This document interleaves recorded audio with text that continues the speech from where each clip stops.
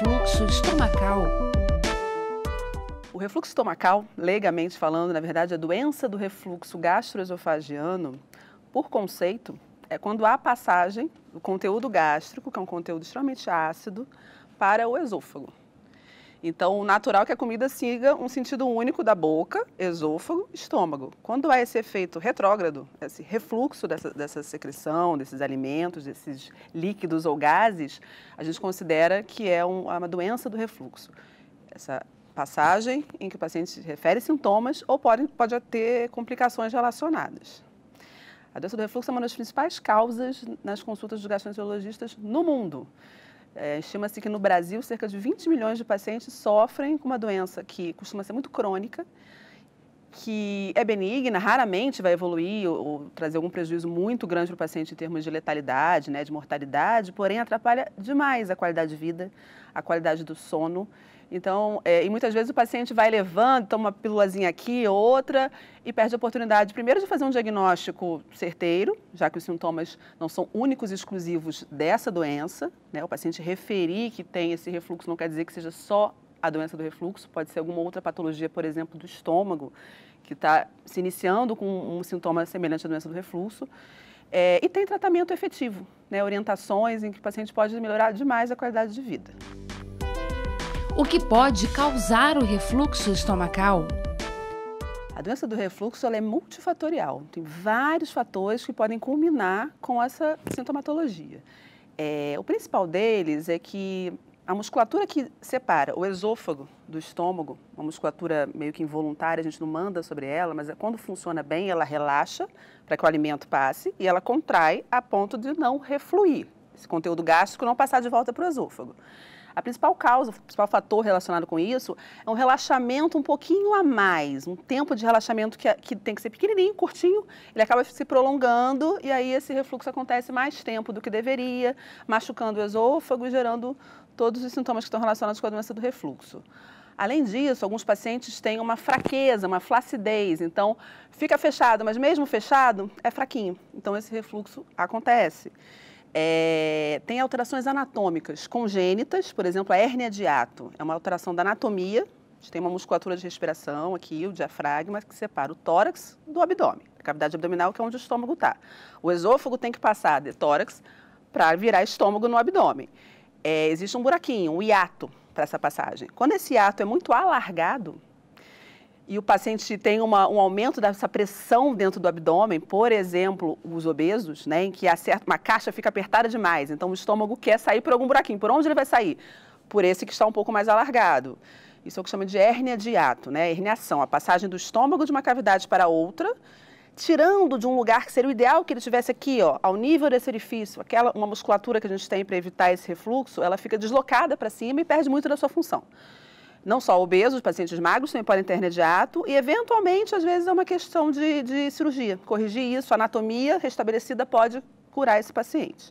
Tem vários outros fatores, alguns remédios, por exemplo, antihipertensivos, antidepressivos, alguns medicamentos relacionados com tratamento de osteoporose, reposição de cálcio, tratamento de asmáticos, tratamentos hormonais, interferem no mecanismo dessa musculatura também, fazendo com que ela fique mais frouxa, mais flácida. E aí, então, o paciente vai refluir o ácido para o esôfago, gerando sintomas. Já falei da obesidade, o tabagismo, o cigarro, ele aumenta a acidez do estômago, ele também mexe com esse funcionamento perfeito, favorece a doença do refluxo. A ingesta demasiada de bebida alcoólica também é um relaxante dessa musculatura, pode gerar sintomas. Tem alimentos que são muito clássicos, considerados refluxogênicos, E evitar esses alimentos ajuda o paciente também, faz parte do tratamento, Conviver com a doença do refluxo sem muita sintomatologia. Café, tomates, alimentos muito cítricos, refeições muito gordurosas, A gordura dá um certo trabalho para o estômago fazer a digestão. E aí, se essa comida fica mais tempo no estômago e é mais frouxo aqui, vai refluir mais, o paciente fica mais sintomático. Coisas mentoladas, que tem o hortelã, que é mais chocolate, são também outro alimento que pode cursar com a doença do refluxo.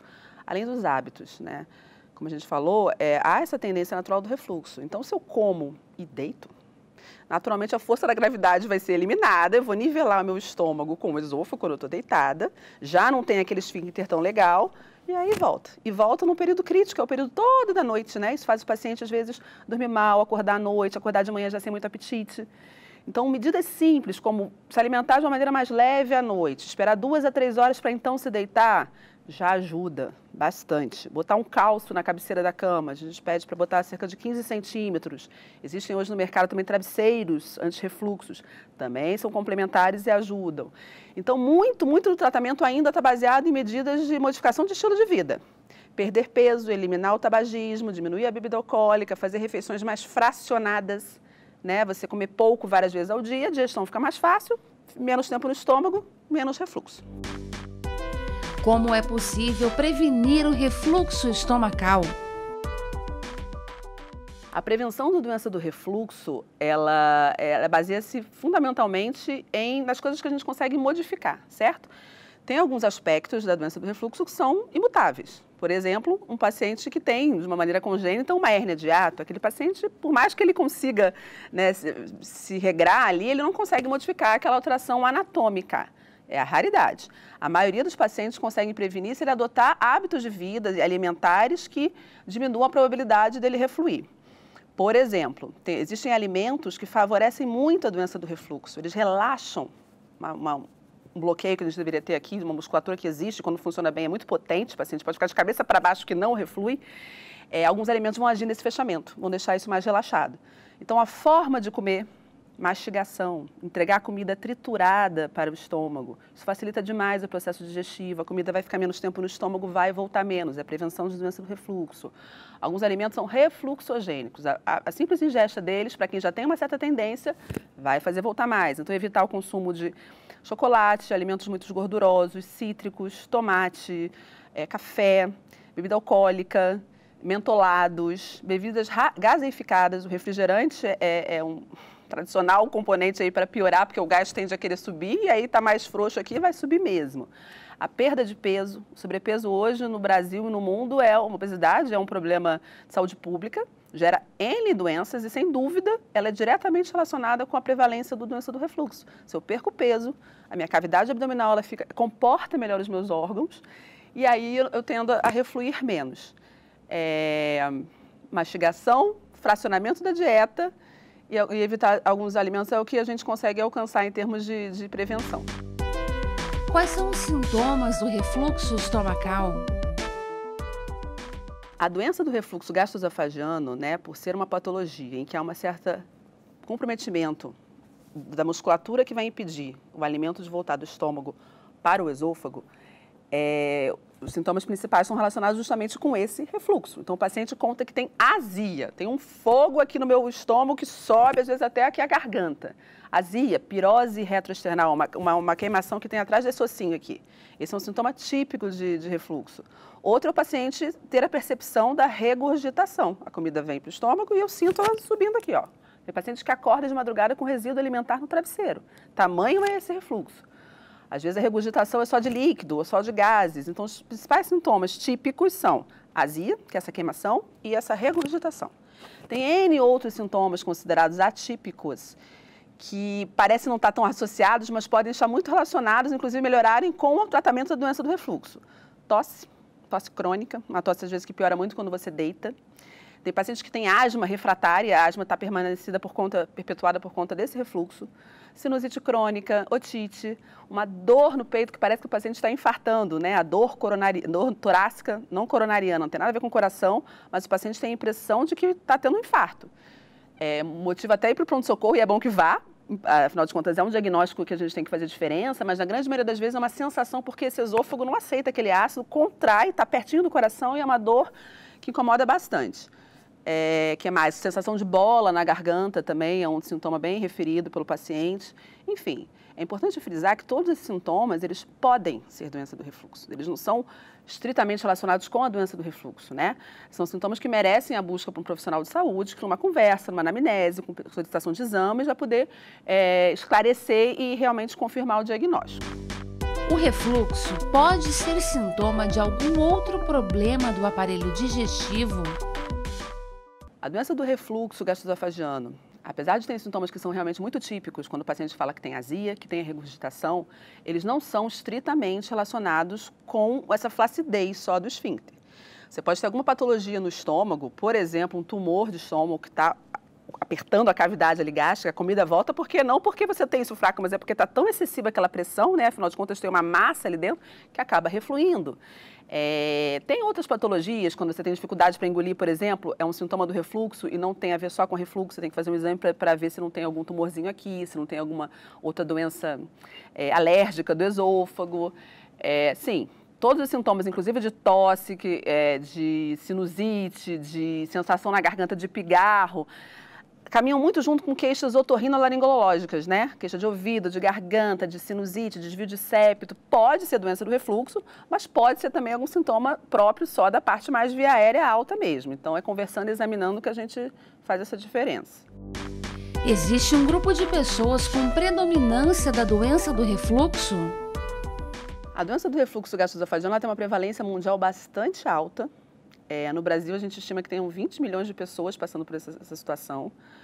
Mas, na Europa mais oriental, na parte mais leste do globo ali, países como China, como Índia, como Malásia, tem a incidência da doença do refluxo muito baixa, o que leva aqui que talvez possa ter algum componente racial aí de predisposição. Vai ficar sempre a dúvida se o ambiental também não tem uma relação com esse aumento de incidência da doença também, afinal de contas a dieta, o comportamento, o sobrepeso nessa situação também ele é reduzido e são fatores que a gente sabe que aumentam um pouquinho a incidência.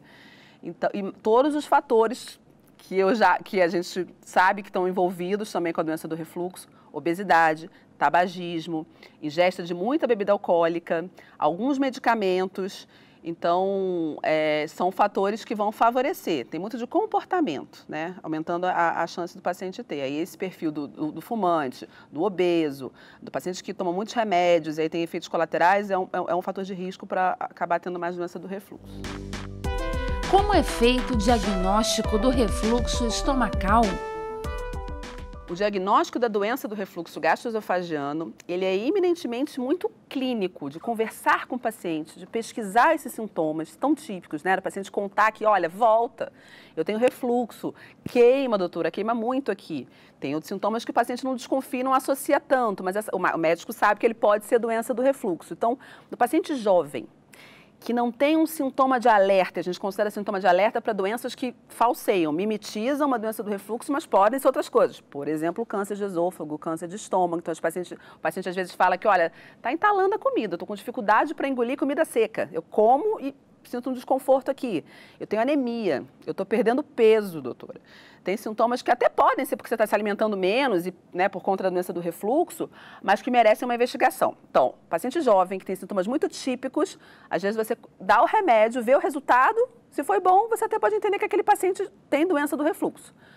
Na dúvida, o paciente tem algum sintoma que deixa a gente preocupado, que possa confundir com algum outro sintoma, o exame de eleição, o primeiro exame, seria a endoscopia digestiva alta. É um exame que o paciente é feito dormindo, sedado, não sente absolutamente nenhum desconforto. É inserida uma câmerazinha através da boca que vai começar a estudar aqui, ó, todo o nosso esôfago, vai ver aquela região de transição do esôfago para o estômago e toda a minha cavidade gástrica. Os sintomas do refluxo não são exclusivos do refluxo, então a endoscopia acaba abordando e abrangendo toda a análise de outras doenças que podem estar cometendo o estômago também. Então a endoscopia é muito utilizada naqueles pacientes que têm mais de 40 anos, que têm histórico familiar e que têm esses sinais de alerta, sangramento, anemia, perda de peso, dificuldade para engolir, são fundamentais que sejam solicitados como primeiro exame. Quais são os tratamentos para o refluxo estomacal? A doença do refluxo gastroesofágico, ela cursa com esses sintomas e os fatores de risco são múltiplos, né? Então, o estilo de vida do paciente, o comportamento, os hábitos que ele tem, eles interferem muito na evolução desse paciente ficar mais ou menos sintomático. Então, o tratamento começa com uma boa conversa, uma orientação, o paciente entender por que eu tenho que evitar ingerir bebida alcoólica, café, chocolate. Por que eu perco peso e aí eu melhoro? Então, a perda de peso vai ser terapêutica. O cigarro tem uma relação muito forte. Então, se eu paro de fumar, eu melhoro o meu sintoma. Então, o tratamento passa por modificação de hábito de vida, consciência de que precisa mastigar. As pessoas não mastigam. A digestão começa na boca e a mastigação fragmenta em pedaço bem pequenininho o alimento, favorecendo assim demais o processo digestivo do estômago. As pessoas comem rápido demais, ingerem muito líquido durante a refeição, não mastigam, espaçam demais a alimentação. Então, no tratamento da doença do refluxo, é fundamental que o paciente se alimente a cada 3, 4 horas, porque se ele se alimentar com essa frequência, ele não vai estar com tanta fome, o volume então vai ser menor. Fracionamento de dieta, dietas mais leves no final do dia, que sejam de mais fácil digestão. Intervalos de tempo, não posso comer e deitar, porque senão vai ficar voltando a noite inteira. Adotar alguma coisa de cabeceira mais elevada também, para ajudar a força da gravidade aqui a empurrar as coisas para o estômago. Faz parte do tratamento não farmacológico. Existe o tratamento farmacológico, né, em que são dados comprimidos para bloquear a secreção ácida que o estômago produz. Já que o sintoma principal, que é a azia, essa queimação, e essa sensação incômoda do refluir, a gente percebe por conta da acidez, um pH estritamente ácido, corrosivo mesmo. A nossa acidez aqui no estômago é enorme. O estômago, teoricamente, estaria preparado para tamanha acidez, né? Essa acidez faz parte da digestão. O esôfago, não. O esôfago foi preparado para passar para cá e não voltar. Então, quando volta essa acidez, é que o paciente costuma ficar muito sintomático. O tratamento, então, seria de bloquear a produção durante um tempo dessa secreção ácida, para dar tempo de cicatrizar eventuais inflamações que ficam no esôfago, né? A gente tem esofagite crônica quando há esse refluxo por demais. Então, o bloqueio da secreção ácida durante um período, que costuma ser cerca de 8 semanas, o paciente fica bem, deixa de ter o sintoma, modifica esses hábitos alimentares, esses comportamentais e vai se observar que ele há uma melhora. Eventualmente, o paciente só fica bem com tratamento medicamentoso. Então, a aderência ao tratamento médico também é muito importante, porque o que você observa é que o paciente toma aquele remedinho, fica bem e nunca mais aparece no médico. No consultório, a gente tem muito paciente que já tratou refluxo e volta reclamando: poxa, doutora, eu tomei aquele remédio lá, fiquei ótimo, não serviu para nada, tô com todos os sintomas de novo. Quer dizer, a consciência do que o problema, primeiro, ele é crônico, esse remédio, ele vai deixar de permitir que o machucado aconteça no esôfago, ele não vai curar o paciente de uma deficiência que ele tem de fechar, por exemplo, aquela musculatura aqui. Tem situações que são transicionais. A paciente gestante, por exemplo, vai ter doença do refluxo, vai tomar alguns remédios que são próprios também para quem está gestante, que pode fazer uso. Depois que tem o neném, não tem mais a parte hormonal alterada e aí se resolve. O paciente que toma algum remédio, por exemplo, que pode, passando em consulta médica, identifica que é o desencadeador do refluxo, esse paciente às vezes é curado só de remover essa medicação. Então, é o tratamento dele, é tirar aquele remédio, ele fica bem, né? A perda de peso é importantíssima, então tem pacientes que ficam totalmente assintomáticos depois desse período, tomou esse remédio durante um tempo, perdeu peso, acabou, não tem mais doença do refluxo. E há aquele grupo que fica um pouco mais refratário, mais difícil o tratamento. Esse grupo que precisa muito tempo ficar tomando remédio, a gente pode oferecer para ele um tratamento crônico, como se fosse de uma doença como diabetes, pressão alta, em que você realmente tem que tomar aquele remédio diariamente, ou ofertar para esse paciente a cirurgia do antirrefluxo. Seria uma tentativa de reconstruir essa região aqui que está alterada, né? Construir uma válvula com o próprio estômago, e hoje a gente faz muito isso por videolaparoscopia, que é uma técnica minimamente invasiva, as incisões são muito pequenininhas, o pós-operatório costuma ser confortável, não doloroso, e resolve grande parte desses pacientes que por opção não querem ficar tomando remédio uma vida inteira. Esse paciente, às vezes, ele é encaminhado para a doença do refluxo. A minoria dos pacientes, a grande maioria dos pacientes vai identificar o que está perpetuando aquele sintoma, o que eu posso modificar na minha vida para melhorar. Ou estou muito estressado, e aí foi o estresse que desencadeou essa acidez toda, eu deixei de ficar estressado, eu estou praticando atividade física, eu perdi de peso, pronto, eu resolvi, eu curei. Então, doença do refluxo, e hoje observa-se também uma evolução, tem um procedimento feito pela própria endoscopia, que a gente já consegue fazer eventualmente no Brasil, que é de tentar fazer pela boca, através do esôfago, construir uma região ali de apertar um pouquinho essa região por endoscopia também. Então, costuma ser uma cirurgia sem muito desconforto pós-operatório e com bons resultados. O refluxo estomacal tem cura? A doença do refluxo ela é uma doença, até certo ponto, considerada crônica. O objetivo principal da doença do refluxo é o alívio dos sintomas e a prevenção das complicações que estão relacionadas com esse refluir tão ácido ao longo do tempo, machucando o meu esôfago. Então, o objetivo não é a cura, porque até certo ponto a cura a gente não consegue alcançar em todos os pacientes se a gente for entender que a gente não restaurou esse fechamento ideal aqui dessa válvula. e tudo bem, porque, na verdade, o objetivo é a gente livrar o paciente do risco dele ficar sintomático cronicamente, expor esse esôfago a alterações que, eventualmente, podem estar relacionadas, inclusive, com uma certa tendênciazinha a câncer de esôfago. Então, a gente tem que controlar, esse é o objetivo. A cura, teoricamente, alcançada seria naqueles pacientes cuja a causa é a anatomia alterada. A hérnia de hiato, por exemplo, você consegue curar o paciente se você corrige a hérnia de hiato e esse paciente deixa de ter a doença do refluxo. Lembrando que não é a única causa de refluxo, pelo contrário, a minoria dos pacientes vão ter a hérnia de hiato, então na grande maioria a gente vai se satisfazer com o controle dos sintomas.